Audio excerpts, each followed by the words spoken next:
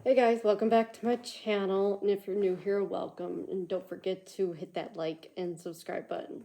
So back to part 2 of my iPhone 13 Pro Max case journey. I just did a video on the Spigen for 13 Pro Max, and today we're going to be talking about Ringke. I have two cases here. One is the Air, and then one's for Fusion. So let's just open these bad boys up. First, somebody open up the Air one. So, well, I got these off of Amazon, so I will provide a link and all that to what's below. This one's a glitter one. It's more bendy. It's the bendable one. So if you're looking more just for a little more pizzazz, and if you like glitter, if you like me. So let's put this on. Just make sure it will fit, and fits quite well actually. So hopefully this will, I'm not gonna see where I live. Hopefully it will, there you go, MagSafe compatible. The Air one is, so let's take this one off. I really like Ringke because it's like more, like it's more casual style because you don't have to go with like all craziness.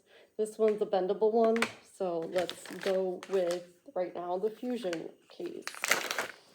This is another clear one. Accessory is 20% off, blah blah blah, who cares. This one's got the little thingies right here, take them off, blah blah blah blah, and all that stuff. This one I've noticed is not as much, it's like not bendable, but it's more durable. So let's make another, see if this will fit, and make sure this will do MagSafe compatibility. Right now, I do like Ringke Tech's cases because they fit well with my 11 Pro Max. They actually do have a nice little lip right here and at the bottom.